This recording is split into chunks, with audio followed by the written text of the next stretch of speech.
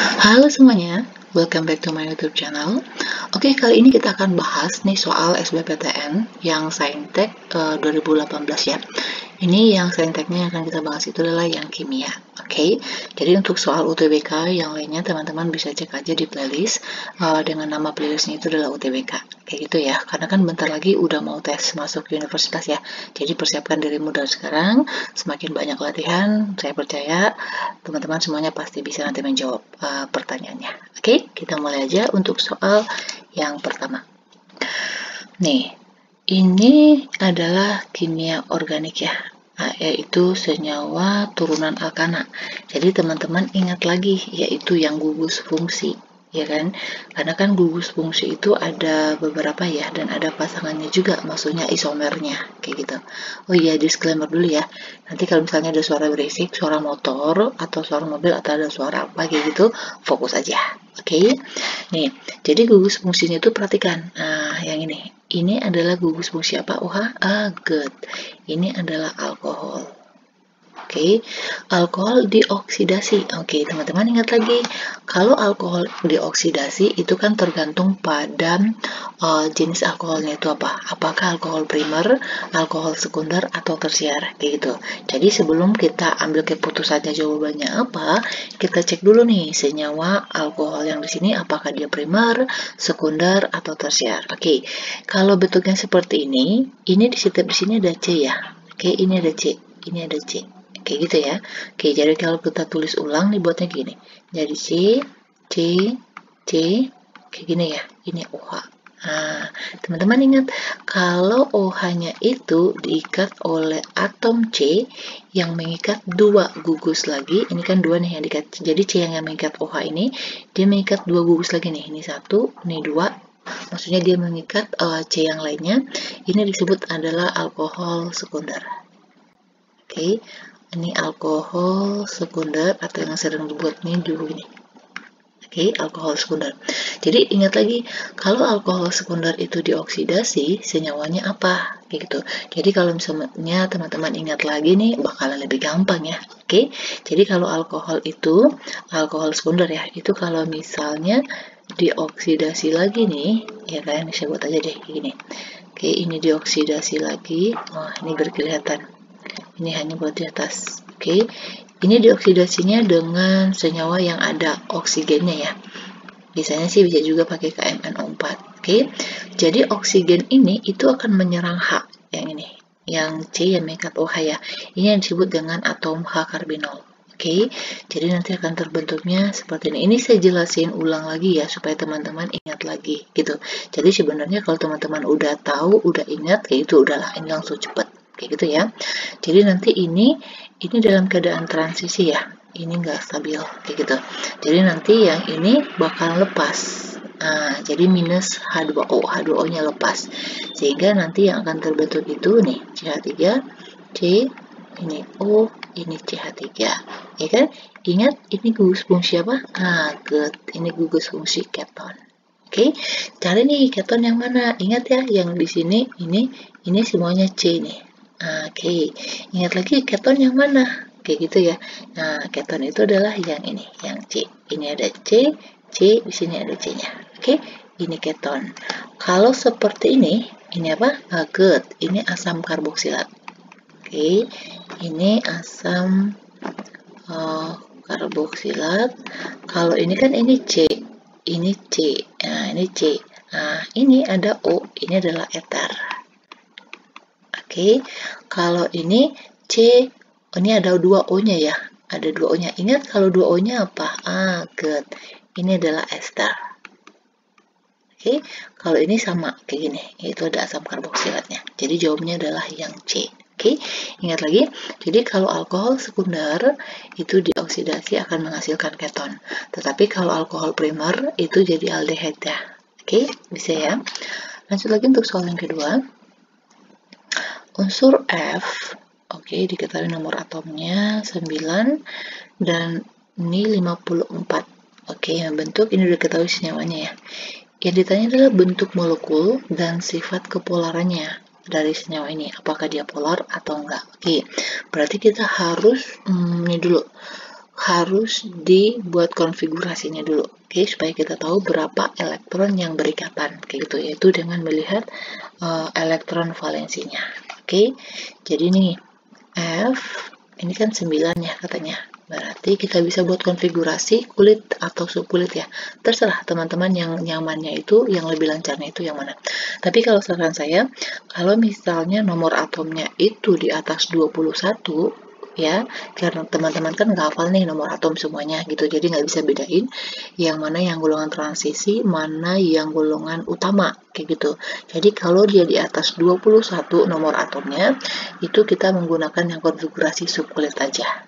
Oke, tetapi kalau masih di bawah 21, itu kita menggunakan konfigurasi kulit juga nggak apa-apa, karena 1-20 itu masih termasuk ke dalam golongan utama atau golongan A. Kayak gitu ya. Oke, ini saya buat kulit aja deh, supaya nanti teman-teman bisa ingat lagi gimana kulit, gimana subkulit gitu ya. Jadi ini F, ini berarti 27. Oke, jadi elektron valensinya di sini ada 7 ya. Sedangkan ini ada M nomor atomnya 54. Oke, ini kalau misalnya dibuat pakai kulit bisa juga. 2, kita coba dulu ya. 2, ini 8, selanjutnya kan 18. Selanjutnya kan 32. Ini dijumlahin, ini 10, ini ke sini 50, ya. Nah, ini udah berlebih nih. Kalau berlebih berarti nggak apa, ini nggak bisa 32, ini 18 lagi. Oke, diulang lagi. Ini berarti 36.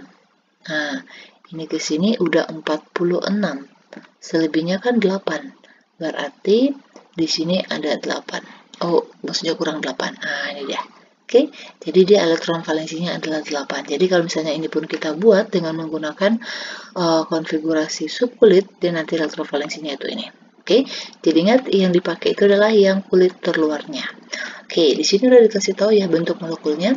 Jadi yang menjadi atom pusat itu adalah M. Nah, M nomor atom elektron valensi yang terlibatnya itu ada 8 ya.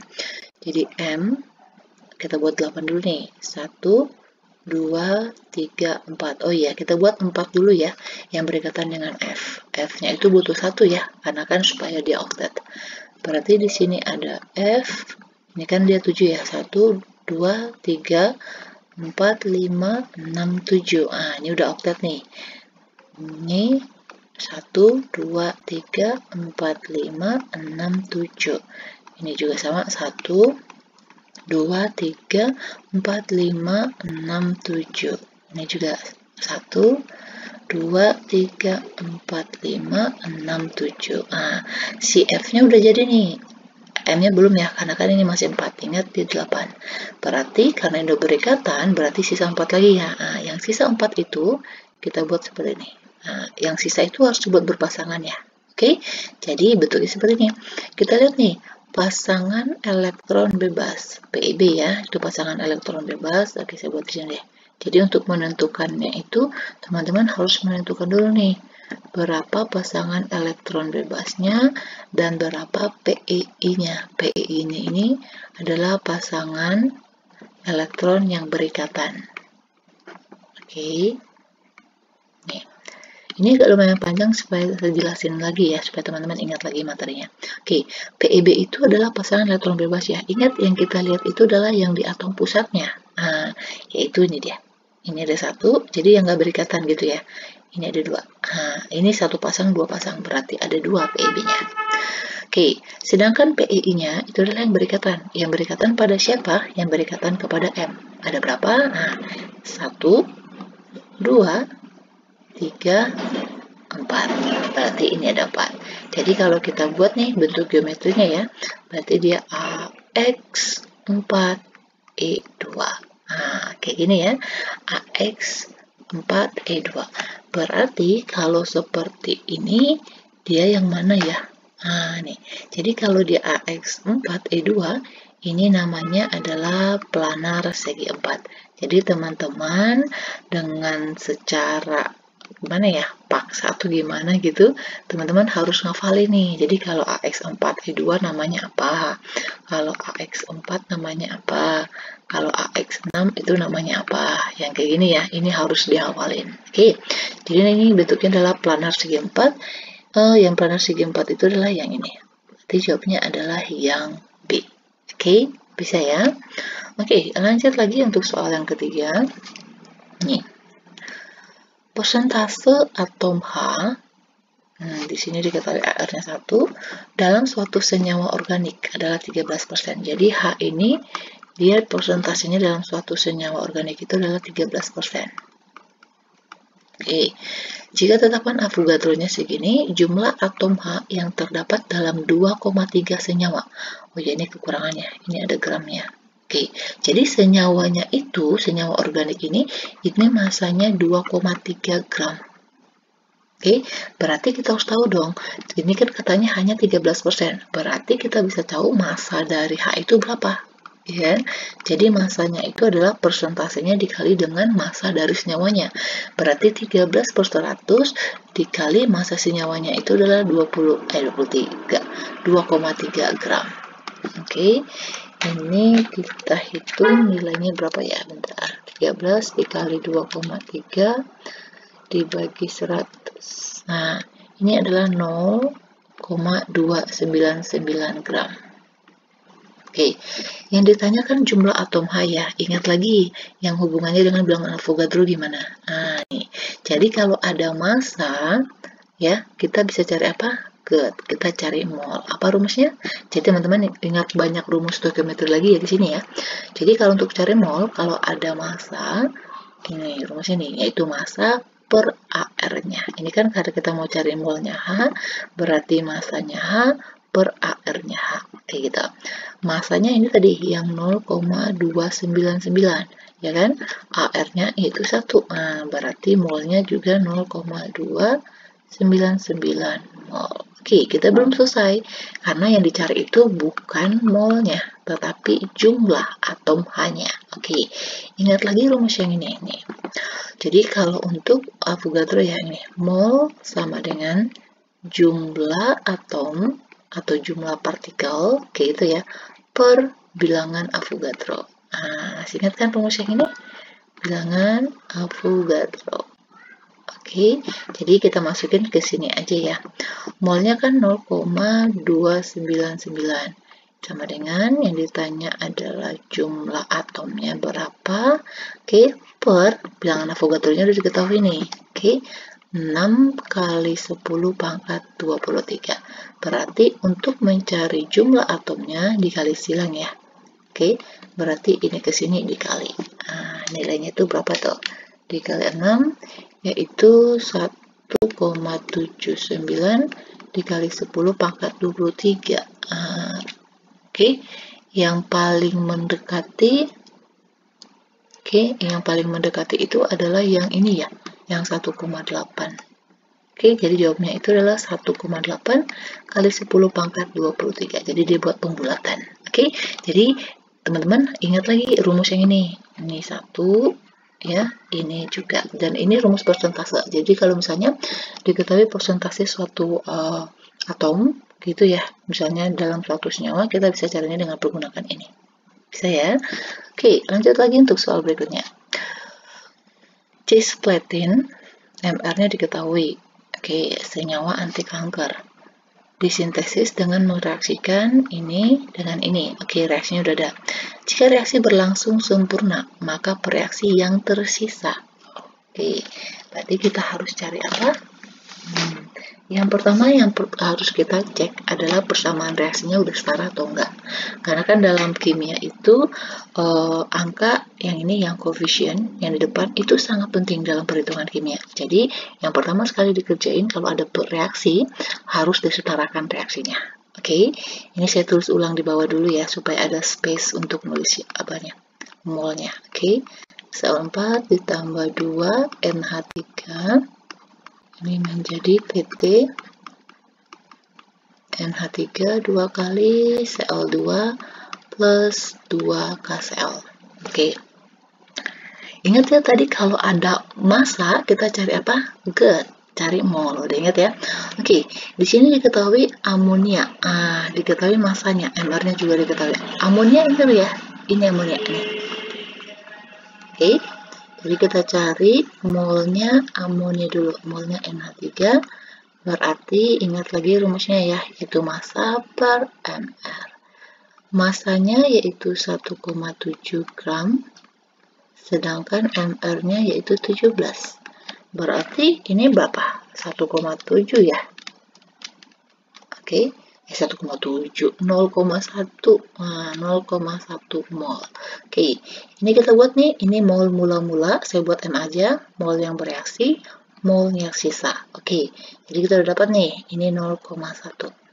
Ini persamaan reaksinya udah setara ya, udah balance ya. Ini kan NH3 2, ini juga 2, Cl-nya di sini 2, di sini 2, 4, di sini juga 4, K-nya 2, K-nya juga 2. PT-nya sama-sama 1. Oke. Terus kita cari nih massa yang ini. Massa molnya. Oke, saya buat di bawah aja nih aja. Jadi molnya K2 PtCl4 dengan rumus yang sama ya, massa per mR yaitu 8,3 dibagi 415. Jadi ini udah lebih gampang, udah lebih memudahkan karena kita udah diketahui nih MR-nya. Jadi kita nggak perlu hitung lagi kayak gitu. Oke, ini sama dengan 0,02 mol. Oke, buat di sini 0,02 mol. Oke, ingat lagi. Oke, ini kan persamaan reaksi ya. Jadi ada dua bereaksi yang diketahui molnya. Oke, caranya kalau seperti ini kita harus cari yang namanya reaksi pembatas.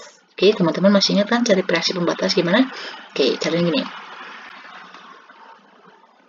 Reaksi pembatas. Oke, jadi reaksi pembatas itu adalah zat yang koefisien ya.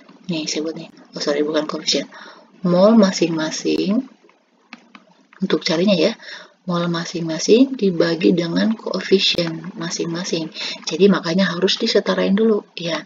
Jadi nanti hasil baginya ini nih, yang paling kecil itu yang menjadi reaksi pembatas. Oke, jadi istilahnya reaksi pembatas itu yang habis bereaksi. Kayak gitu. Oke. Ini kita bagi di sini aja ya, nilainya di atas.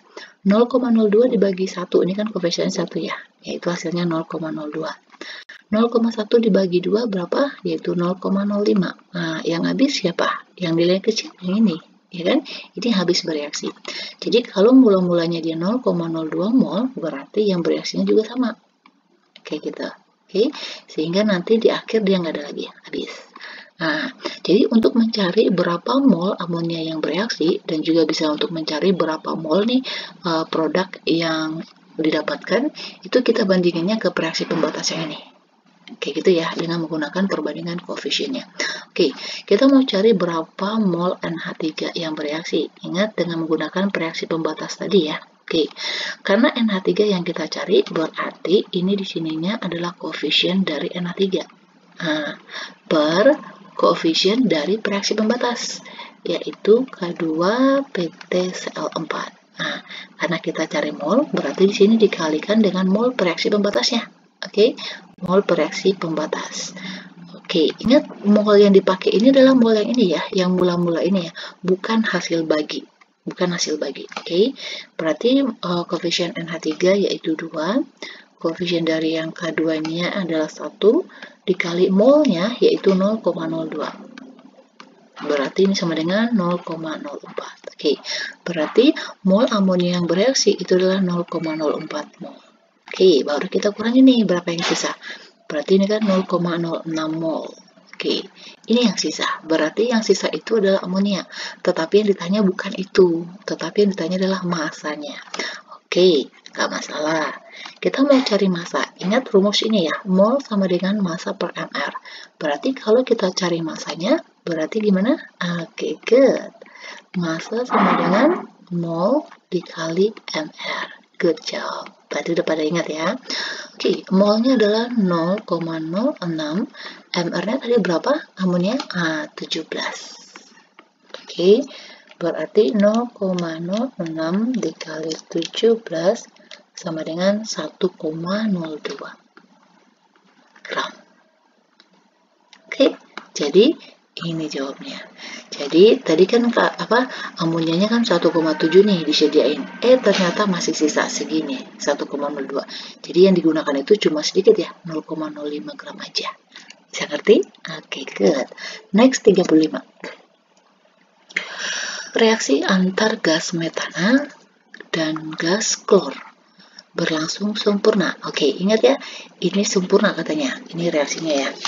Jika volume gas H2 yang dihasilkan, dari reaksi tersebut adalah 300 mili, yang ditanya adalah volume total hasil reaksi. Oke, kita tulis dulu nih reaksinya ulang, supaya kita bisa leluasa ngitung berapa volumenya. Oke, 2CH, ini Cl3 plus 3H2.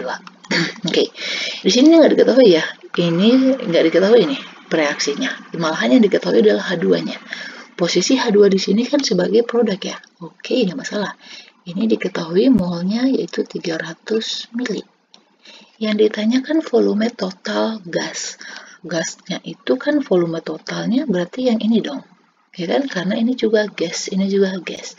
Berarti yang ditanya itu adalah berapa volume ini. Nah, H2-nya kita udah tahu. Berarti kita tinggal cari berapa volume dari CHCl3-nya. Oke, jadi ingat kalau dalam persamaan kimia itu reaksi seperti ini ya. Kalau salah satu diketahui, yang lainnya kita bisa cari, yaitu menggunakan perbandingan koefisien. Tapi ingat, reaksinya harus setara dulu. Oke, nih berarti ini udah setara ya. Kita mau cari volumenya ini, berarti pakai perbandingan koefisien. Jadi untuk cari mol, cari volume kayak gini ya, itu bisa menggunakan perbandingan koefisien. Berarti koefisien dari yang dicari ya, yaitu CaCl3 per koefisien yang sudah diketahui. Siapa dia? Yaitu H2. Nah, karena kita cari volume, berarti dikalikan dengan volume dari H2. Oke, berarti koefisiennya ini 2, ini koefisiennya 3, dikali 300 mili. 3 kan coret, ini tinggal 1, 2 kali 1 berarti 2, 0 ini masih ada 2 nih, itu 200 mili. Oke, ini 200 mili. Nah, ini 300, ya udah tinggal dijumlahin aja, berarti sama dengan 500 mili. Oke, gampang ya. Sebenarnya sih kimia itu gampang, ada gampangnya kayak gitu. Jadi harus teliti ngerjain soalnya, jadi nggak semuanya ribet kayak gitu ya, santai mikirnya. Oke, lanjutnya untuk soal 36. Data nilai ikatan rata-rata sebagai berikut. Oke, ini yang itu ya, termokimia. Oke, ini yang termokimia. Teman-teman ingat lagi untuk cari yang termodinamika, termokimia itu kan ada 4 rumus ya. Oke, yang menggunakan kalorimetri,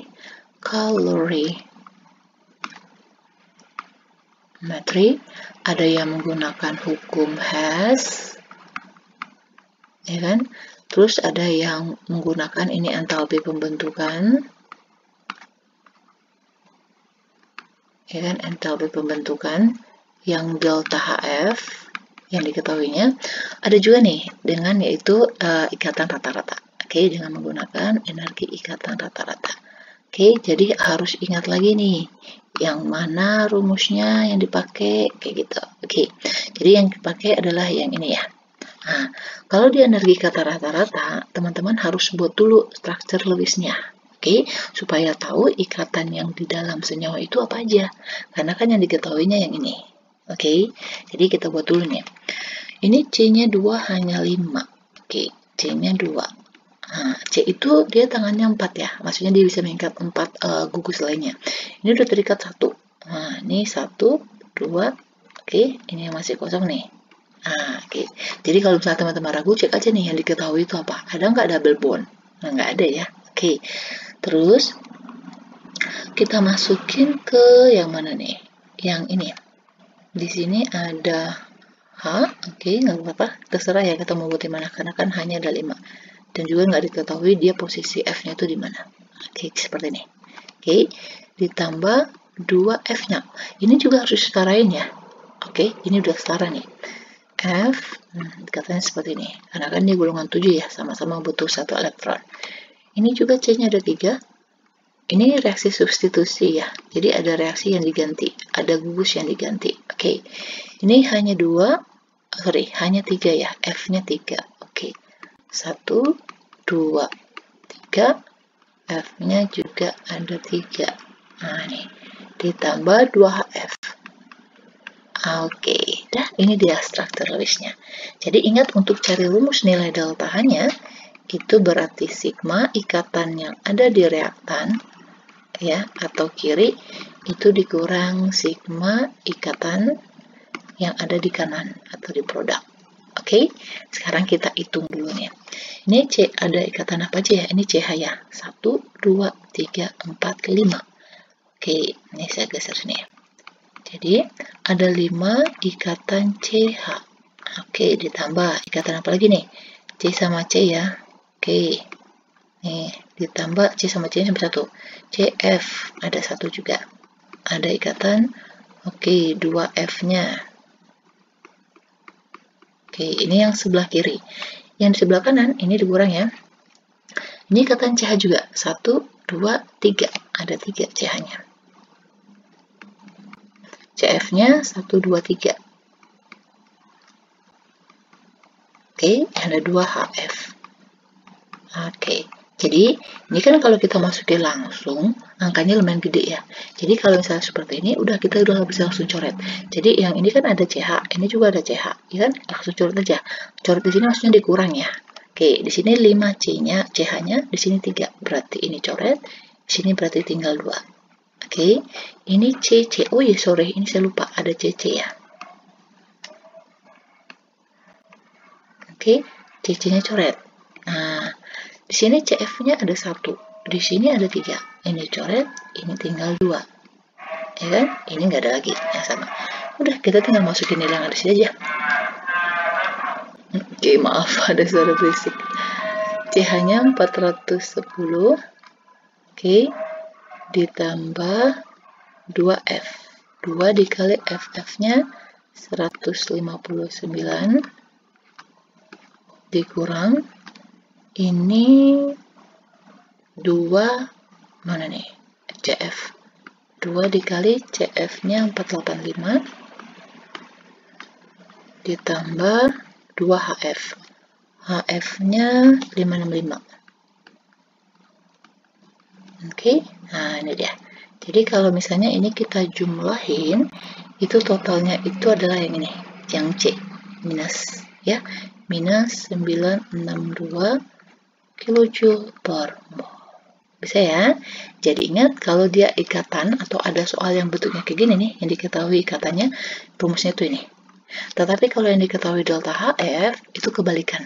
Jadi dia delta H yang kanan produk dikurang reaktan. Oke, bisa ya? Lanjut lagi nih. Ion manganat 5.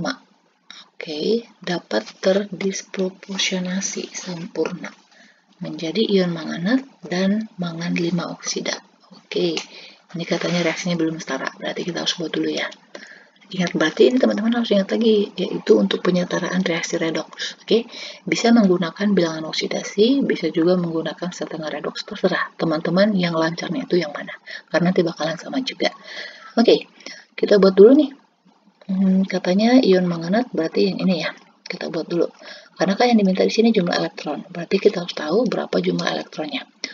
Oke, yang pertama koefisiennya nggak usah ikut ya, karena nanti itu kan ini untuk menyetarakan aja, yaitu MnO43- ini menjadi Mn42-. Oke, untuk menyetarakannya lihat jumlah atomnya dulu, kiri kanan udah sama belum? Mn-nya udah sama, Mn-nya ini 4, ini oke, ini tambah 4. Ini O-nya di sini ada 4 kali 4, 16. Oke, berarti ini ditambah. Oke, untuk menyamakan atom O-nya ditambah H2O ya. Oke, berarti ditambah 16H2O. Oke, ini ada H-nya. Untuk menyetarakan H-nya yaitu tambah H+. Ini 16H+, berarti di sini ditambah 30, 16 kali 2 32 ya. Berarti 32H+. Oh, ini gede banget ya, bentar. Menjadi ion manganat 4. Oh, sorry. Ini soalnya salah. Ini nggak ada. Ini salah, ini salah. Ini seharusnya seperti ini. Mn14. Oke. Hapus. Karena itu salah. Itu kebanyakan. Oke, bentar. Jadi ini MnO43 min itu menjadi Mn4 min. Oke. Jadi ini kan ada 4 O-nya ya. Berarti di sini tambah 4H2O. Di sini hanya 8, berarti tambah 8H+. Ini kan dia, ini berapa nih? Ini min 3. Jadi untuk menyetarkan atom O-nya. Min 3 tambah 8 berarti min 5.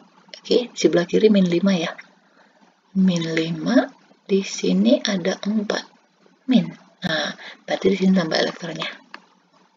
Oke, supaya sama. Jadi ionnya supaya sama. Oke.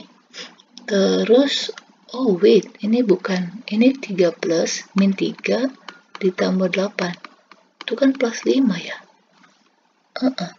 Berarti supaya sama, elektronnya ditambah berapa nih? Di sini kan min 4. Berarti ditambah elektronnya di sini. Ada berapa nih? 4 min. Oke, di sini berarti ini kan min 4 nih. Supaya dia plus 5. Berarti kalau tambah elektron berarti dia semakin min ya. Berarti elektronnya tambah sini. Oke, ditambah berapa elektron supaya jadi min 4? Yaitu ditambah 9 ya. Ditambah min 9. Sini 9 elektron.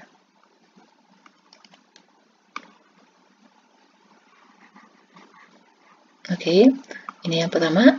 Yang kedua katanya dia berubah menjadi mangan 4 oksida. Berarti dari MnO4 3 min. Ini sih soalnya saya kurang jelas ya rumusnya nih, bentar. Jadi Mn2. Oke. Mn-nya sama ya, kiri kanan. O-nya yang ini 4, ini 2. Berarti di sini tambah 2H2O supaya O-nya sama. Ini H, berarti di sini tambah 4H+. Oke. Elektronnya ini 3 min, ini 4 plus, tambah 4. Berarti kan ini plus 1 ya. Di sini netral. Berarti di sini tambah elektron. Oh, kayaknya ada salah karena ini kiri kanan jumlah elektronnya sama. Maksudnya posisinya di sebelah kiri ya. Jadi nggak bisa karena kan kita harus coret. Oke, kayaknya ada yang salah nih rumusnya di sini. Oke, ion manganat dapat ion manganat 4. Oke, mungkin ini 4 plus. Oke, kita coba dulu ya. Karena ini soalnya nih ngaco nih. Oke, ini reaksi ini udah bener ya di bawah ya. Oke, ini kita ulang aja supaya teman-teman bisa itu lagi. Oke, ini berarti di sini tambah 4H2O sama seperti tadi ya untuk nyetralkan atom O-nya. Berarti di sini tambah 8H+. Oke, ini berarti plus 5. Terus di sini plus 4. Sama aja ya elektronnya di sini. Oke. Berarti jumlah elektronnya ada 1 ya. Sebenarnya sih kayak gini reaksinya ini salah. Seharusnya dia ada kiri kanan. Oke. Jadi kita lihat jumlah elektronnya di sini aja ya. Ini ada 1 nih. Oke. Terus diketahui ini molnya larutan manganat 5, yaitu berarti yang ini ya. Ini direaksi secara sempurna. Oke. Jadi di sini ada volumenya 200 mili. Terus ada kemolarannya 0,5 molar. Ingat kalau ada molar sama volume bisa cari apa ya? Good. Bisa cari mol. Oke, ingat lagi rumusnya nih. Molar itu sama dengan mol per volume. Ingat ini harus dalam satuan liter. Oke, jadi kalau kita untuk mencari molnya berarti molar dikali volume. Molarnya itu adalah 0,5 molar. Nah, volumenya ini kita jadikan ke liter, berarti 0,2. Oke, berarti ini dikali 0,2 liter. Berarti ini sama dengan 0,2 dikali 0,5, berarti ini sama dengan 0,1 mol. Ini kan ada satu nih, perbandingannya kalau kita lihat sini, ini kan kalau dijumlah ini kan ada 2 nih, 2 Mn ya. Ya kan, jadi ini 2 MnO4, 3 min. Ini kan satu elektron. Berarti karena elektron yang tanya, ingat perbandingan koefisien tadi. Berarti mol elektron sama dengan koefisiennya ya. 1 per ini 2 dikali molnya si MnO4 3 min. Berarti setengah dikali 0,1 mol. Berarti ini sama dengan 0, berapa nih? Setengah dibagi 0,1 dibagi 2 berarti 0,05 ya, 0,05 mol. Tapi yang diminta adalah milimol. Oke, berarti kita kalikan aja kali 1000. Karena kan dimintanya milimol. Jadi hati-hati lihat soalnya nanti. Berarti ini 50 milimol. Oke, berarti jawabnya adalah yang D ini ya. Oke, untuk reaksi yang ini ada kesalahan ya. Karena di sini soalnya tuh nggak bisa ya. Jadi teman-teman ingat lagi nanti reaksi untuk penyetaraan reaksinya. Oke, lanjut lagi untuk soal yang ke-38. Nih, baterai nikel yaitu nikel kadmium merupakan sel volta. Oke, ini ada reaksi dan juga diketahui nilai nolnya. Pernyataan yang benar. Oke, kalau seperti ini berarti ingat lagi yaitu reaksi oksidasi reduksi. Oke, ini review dikit. Katoda. Oke, di katoda itu terjadi reaksi reduksi. Oke, ini baik di sel volta atau elektrolisis sama aja ya. Kalau sel reduksi yang mengalami reduksi itu bilangan oksidasi atau biloxnya itu turun. Oke, kebalikan. Kalau di anoda itu terjadi reaksi oksidasi. Oke, dan di reaksi oksidasi itu biloxnya naik. Oke, jadi kita cari ini yaitu biloxnya. Ini CD ditambah NiO2 ditambah 2H2O, oke, menjadi NiOH 2 kali plus CdOH 2 kali. Oke, ini kan ingat lagi aturannya ya, aturan menentukan bilox suatu senyawa, kayak gitu. Ini kan unsur ya, CD, berarti ini 0. Oke, terus ini NiO2, oke. Oksigen itu kan pada umumnya biloxnya min 2 ya. Hati-hati, ini pada umumnya. Karena kan bisa jadi dia min 1, min setengah. Tergantung dia berikatan dengan senyawa apa. Dan kalau dia senyawa, itu jumlah total biloxnya sama dengan 0. Oke, jadi dia O-nya itu kan min 2. Di sini ada 2, berarti ini min 4 nih. Supaya dia nilainya 0, berarti Ne-nya berapa? Yaitu plus 4.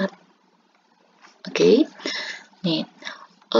Untuk memudahkan untuk penghitungan bilox ya, jadi atom O sama H-nya itu nggak usah belakangan aja dicek gitu.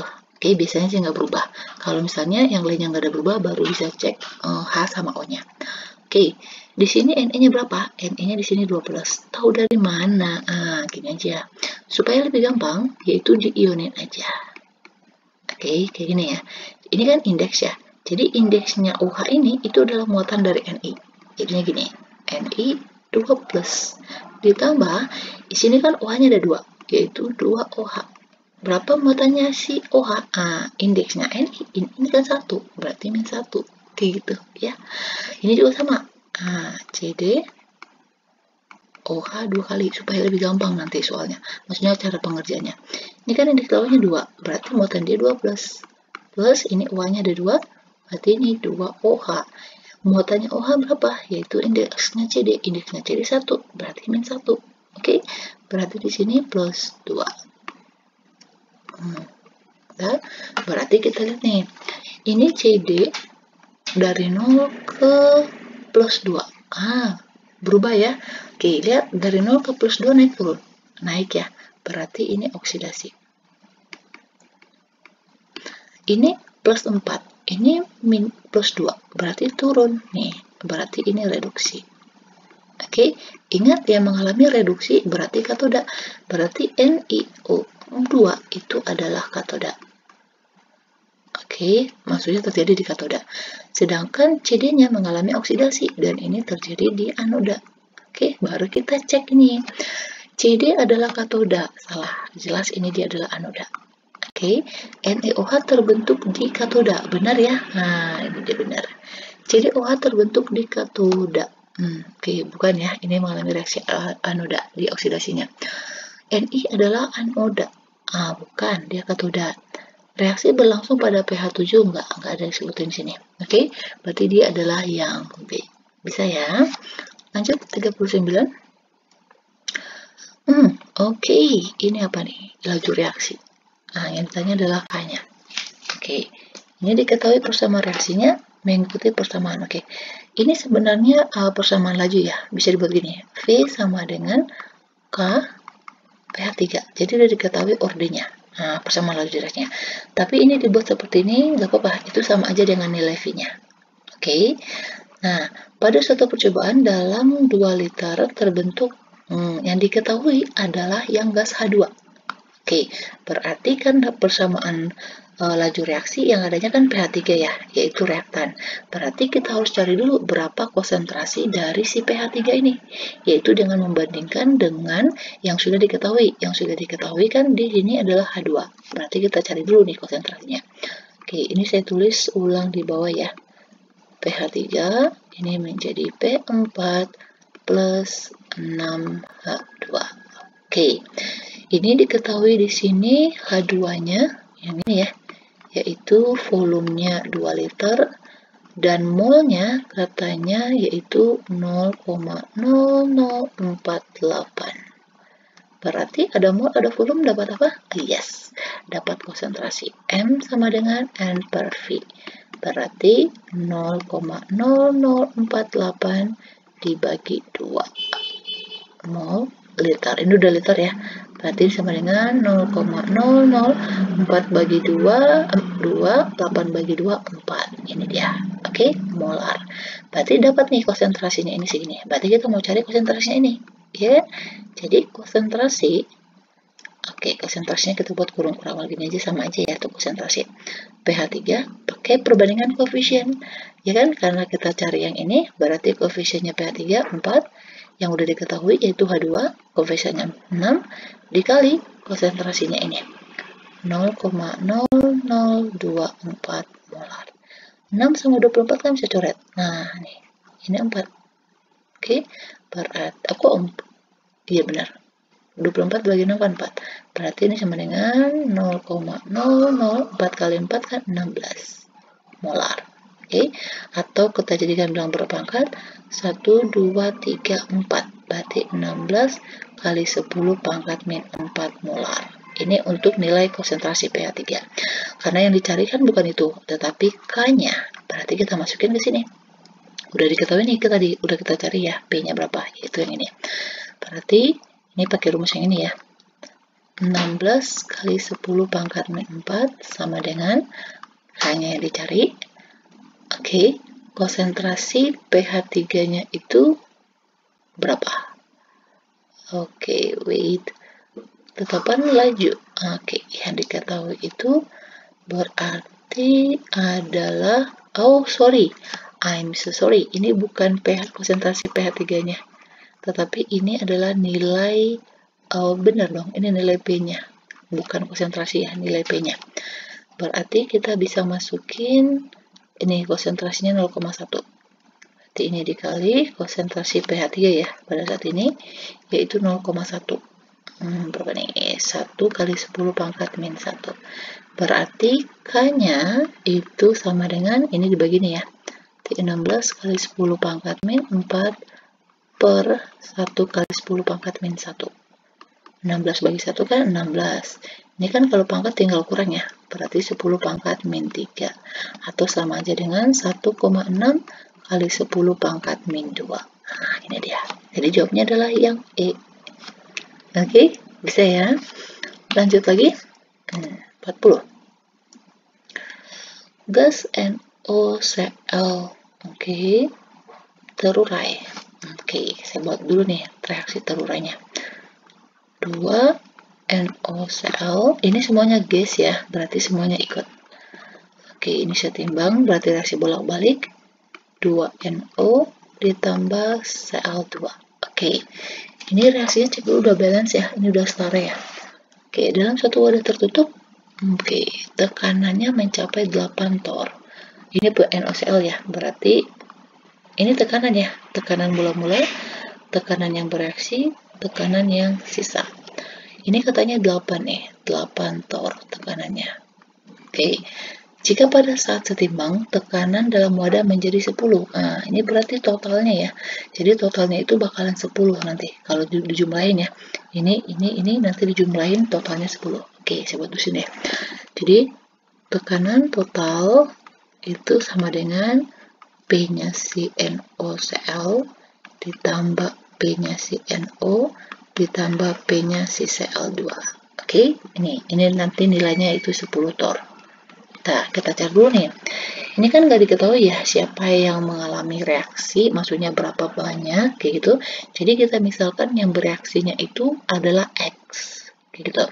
Ini kan ada 2 nih koefisiennya, berarti di sini adalah yang bereaksi itu adalah min 2X. Maksudnya di sini ada 2X. Oke, saya buat min itu berarti dia berkurang 2X. Berarti di sini sama dengan 8 dikurang 2X. Oke, ini kan di awal nggak ada ya, karena dia produk. Oke, ini untuk mencarinya, ingat pakai perbandingan koefisien, ya kan? 2/2 dikali yang bereaksi.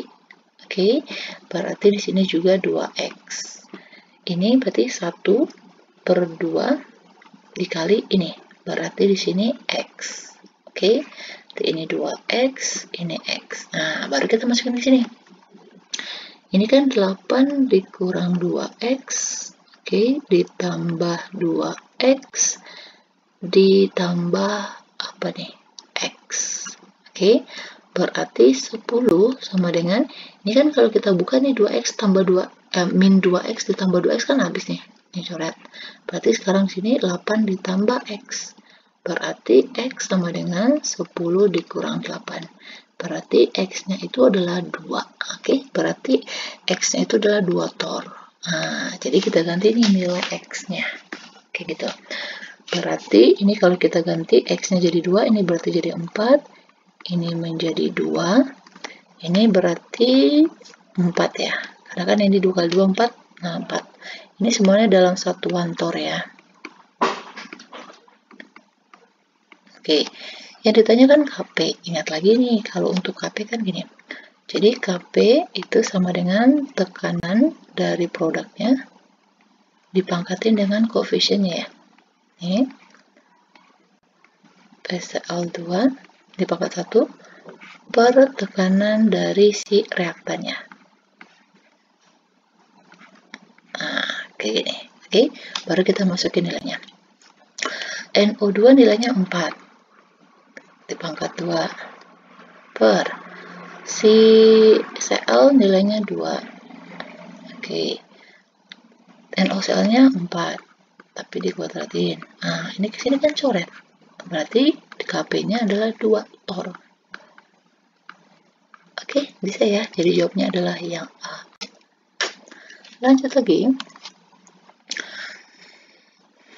Larutan A dibuat dengan melarutkan 4,16 barium klorida ke dalam 2 kg air. Barium klorida terdisosiasi sempurna dalam air. Sedangkan larutan B dibuat dengan zat organik non-elektrolit. Oke, di sini diketahui ya, ini non. Dalam 1 kg air. Pada tekanan yang sama, yaitu delta TB-nya si B sama dengan 2 delta TB-nya si A. Yang ditanya adalah berapa mR dari zat organik, karena kan nggak diketahui ya zat organik itu rumus kimianya apa, kayak gitu. Oke, berarti di sini udah ada nih rumusnya 2 kali katanya. Berarti nih delta TB-nya si B itu sama dengan 2 kali delta TB-nya si A. Oke, hati-hati. Kita buat dulu ya. A ini adalah BaCl2. BaCl2 itu adalah elektrolit. Oke, berarti ini kita harus ionin. Ini kalau diionin jadinya Ba2 plus ditambah 2Cl with 2Cl min. Dan di sini katanya terdisosiasi sempurna. Oke, ini jumlah N-nya itu sama dengan 3. Jumlah N itu adalah jumlah koefisien dari ionnya ya. Oke, teman-teman ingat nih, kalau dia terdisosiasi, Oke, ini terdisosiasi sempurna. Ingat ya, itu nilai N-nya sama dengan nilai I. Ya, ingat lagi, I ini adalah faktor Van Hoff. Oke, berarti dengan itu I-nya sama dengan 3. Ingat lagi rumus delta TB itu apa? Nih, yaitu KB dikali dengan molalnya. Oke, sama dengan 2 kali ini juga KB dikali molal. Tapi hati-hati karena A itu adalah elektrolit, berarti dikali dengan I. Bisa ya? Oke, kita ganti ini. Rumusnya molal itu kan sama dengan mol per kilogram pelarut. Oke, karena di sini molnya masih dalam bentuk massa nih semuanya, kita pakai rumus yang ini. Rumus penyederhanaan dari ini ya, yaitu massa per mr dikali 1000 per ini massa pelarutnya tapi dalam satuan gram. Oke, kita ganti ke sini. Ini kan KB-nya nggak dikasih tahu ya, berarti KB-nya juga sama karena pelarutnya air. Berarti coret. Oke, tinggal M-nya. Kita masukin rumus yang ini. Masanya berapa? Masanya yaitu dari si B dulu ya, sebelah kiri ini, yaitu 15. 15 per mr-nya, ini yang dicari. Dikali 1000 per airnya berapa? 1 kg. 1 kg itu kan berarti 1000 gram juga. Oke, 2. Dikali, KB-nya tadi udah coret ya. M-nya berapa nih? 4,16. Per MR-nya juga diketahui yaitu 208. Dikali, nih 1000 per massa airnya berapa? 2 kg. 2 kg berarti 2000 gram. Dikali, ini tadi I-nya ya, dikali 3. Oke, ini ke sini kan coret ya. Terus ini ke sini, ini 2. Ya kan? Ini ke sini habis. Udah, berarti kita tinggal kali yang ini. Berarti ini 15 per mr sama dengan 4,16 dikali 3. 4,16 dibagi 3. Dikali, 4,16. Wait. 4,16 dikali 3 ya. Oke, dibagi 208. Ini sama dengan 0,06. Oke, kita mau cari MR-nya. Berarti MR itu sama dengan 15 per 0,06. Oke, 15 dibagi 0,06 itu sama dengan 250. Oke, ketemu ya? Ini dijawabnya. Oke, jadi perhatikan di soal, karena di soal itu terkadang dikasih tahu rumus nih. Oke, dan hati-hati di larutannya apakah elektrolit atau non. Oke, lanjut lagi ya. Dietilamina merupakan basa lemah. Oke, dan diketahui ini KB-nya ya. Dicampurkan dengan 90 mili larutan dietilamin. Oke, ini di senyawanya. Larutan yang dihasilkan itu apa katanya? Oke, berarti kita buat reaksi dulu ya. Suatu larutan. Oke, ini. Berarti dietilamin rumusnya itu C2H5 2 kali NH ditambah HCl. Ini tinggal digabungin aja ya, jumlahannya disamain gitu, disatuin. Berarti ini jadi C2H5, ini 2 kali, ini NH2Cl. Oke, terus kita cari nih yang diketahui. Suatu larutan mempunyai 95 dietil. Oke, ada volume sama ada molar. Sama ya, volume sama beda. Kalau ini yang pertama dietilamin ya. Ini yang C2H5. Oke. Volumenya 90 mili. Terus molarnya 0,01. Oke. Ini kan untuk cari ini kan cari mol ya. Nah, ini kan 90 mili kalau kita konversi ke liter kan 0,09 ya. Jadi kita nanti dikalikan ini makin banyak molnya. Ini kita kalikan aja. Nah, tapi satuannya nanti bukan mol ya, tapi satuannya itu nanti adalah milimol kayak gitu. Nggak apa-apa, nanti di akhir nanti kita itu. Berarti ini kalau dikalikan ini molar dikali volume ya. Berarti 0,01 dikali 90 berarti sama dengan 0,9 milimol. Oke, kita buat di sini. Ini kan mol mula-mula, mol yang bereaksi, mol sisa. Ini 0,9 milimol. Kita mau cari HCl-nya berapa? Kayaknya sama aja deh, kan tinggal dibalik aja nih nilainya mereka. Oke, kita mau cari molnya si HCl dengan rumus yang sama ya. Berarti 10 dikali 0,09. 10 dikali 0,09 itu sama saja dengan 0,9 juga.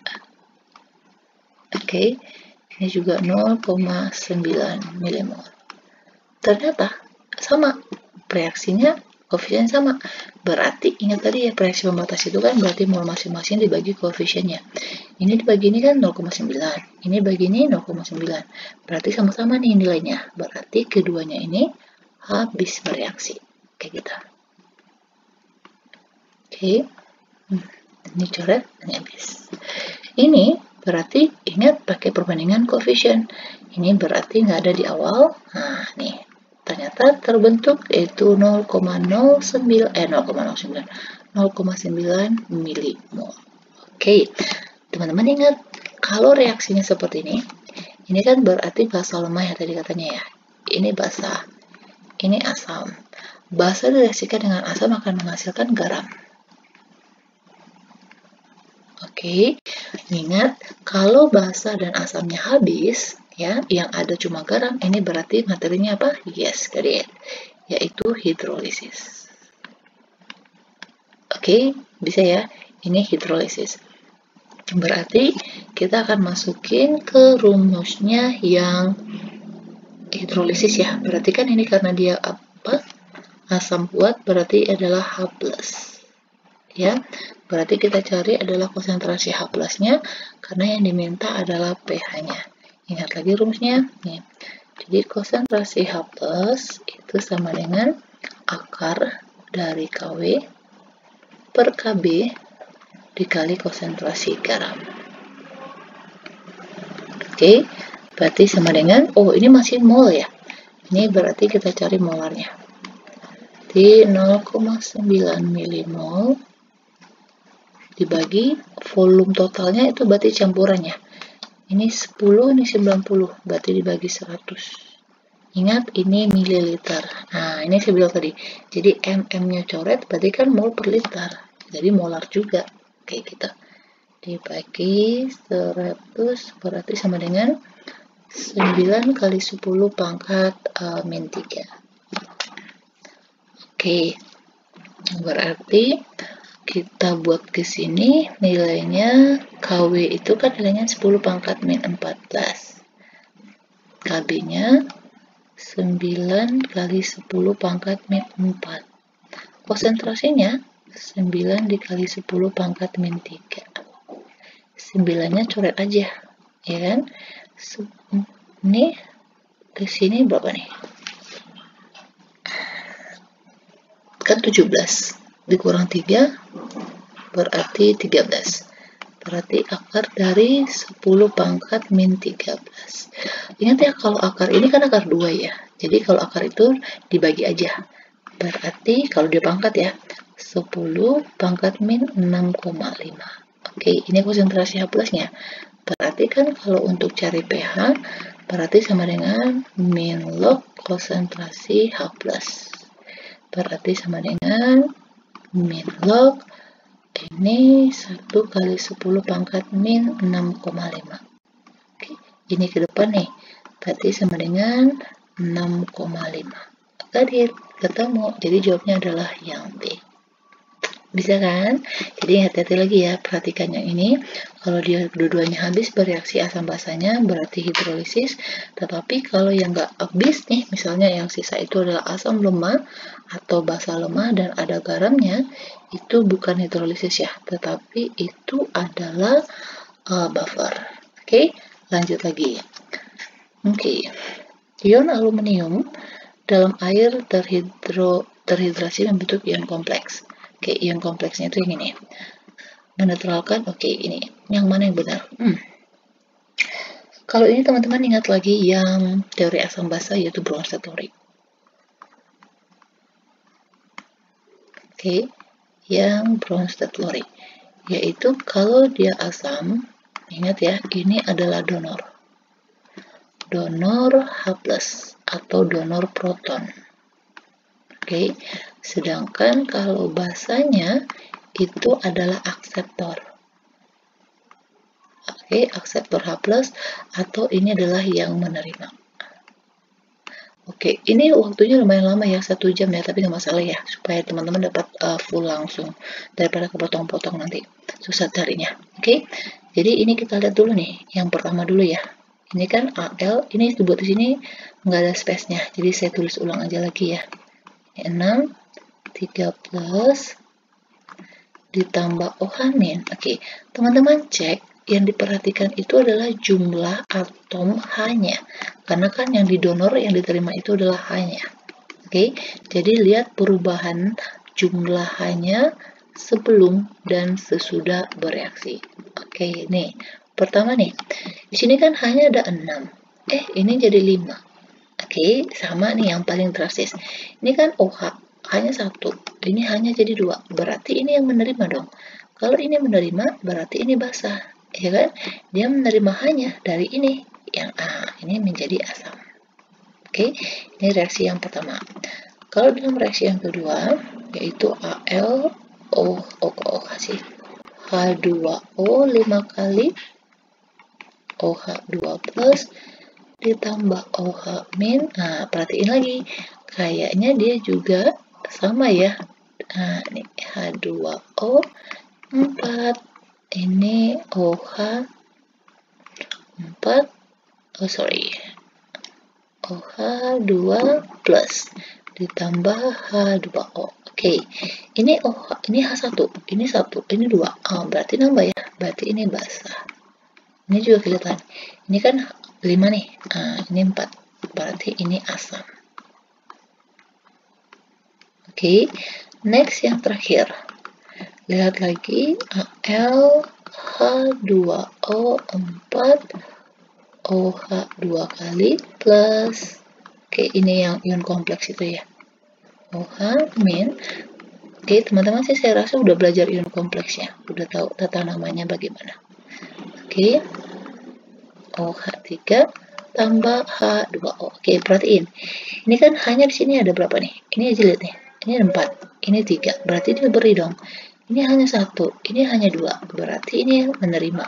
Ya kan? Ini basah. Ini yang jadi asam. Oke, ini kan ingat ya kalau Bronsted teori, ini kan asam. Setelah dia memberi, dia akan menjadi basah. Oke, tapi dia basah konjugasi. Oke, kita cek mana yang benar. Al H2O 6 yang ini ya bertindak sebagai basa Lewis, bukan? Kita nggak hubungan Lewis, ini Bronsted teori. Ini O4 O2 kali merupakan basa konjugasi. Oke, ini yang teh basa konjugasi dari AlH2O 3, bukan 3 tetapi 5. Ini salah. Oke, terus pada semua reaksi H2O bersifat basah. Pada semua reaksi H2O bersifat basah. No. Di sini oke, ini kan dia basah nih di sini OH-nya. Nah, setelah dia menerima, ini menjadi asam konjugasi. Oke, ini kan semuanya menerima. Jadi ketiganya ini adalah asam konjugasi. Ini katanya basah, jelas salah. H2O4 Al H2O4 ya. Berarti yang 4 kita cek nih. Yang ini sama yang ini. Kita cek amfiprotik. Di sini dia asam, ini dia basah. Oke, ini benar. Oke, teman-teman ingat ya. Kalau dia kata amfiprotik, oke, itu artinya senyawa itu bisa bertindak sebagai asam dan bisa bertindak sebagai basa. Oke, sini kelihatan ya. Di sini dia sebagai basa, ini dia sebagai asam. Oke, benar ya. Kalau yang ini juga salah. Berarti jawabnya adalah yang D. Oke, lanjut soal 44. Apa lagi ini? Oke, bersifat optis aktif. Teman-teman ingat optis aktif itu berhubungan dengan atom C chiral. Oke, terus atom C chiral apa lagi? Oke, ini. Jadi kalau atom C chiral itu ingat ya, C itu ngikat 4. Nah, kalau dia disebut chiral, berarti keempat yang diikat oleh C itu semuanya berbeda. Jadi misal di sini ada A yang diikat gugus H, di sini gugus B, di sini gugus D, di sini misalnya gugus E, ya kan? Jadi keempat yang diikat oleh si C ini beda. Ini yang disebut dengan ini yang chiral. Biasanya sini tanda bintang seperti ini. Oke, berarti kita cek nih di sini yang chiral yang mana. Oke, ingat ya, di sini kan tadi CC ya semuanya ya. Ini C, ini C, ini C. Nah, ini saya gambarin dulu deh. Saya buat C-nya di sini ya supaya kelihatan gampang lihatnya di mana chiralnya. Apakah semuanya atau enggak? Oke, kalau C yang ini enggak ya, karena di sini ada CH3. Ini CH3. Nah, ini bukan. Kalau C yang ini, oke, yang diikatnya satu di posisi ini kan yang ini. Di bagian ininya yang ini. Di sini masih ada satu H ya. Nah, ini ada H sama di sini. Oke, berarti keempatnya beda ya. Berarti ini chiral. Kalau yang ini ada CH3. Ini ada NH3.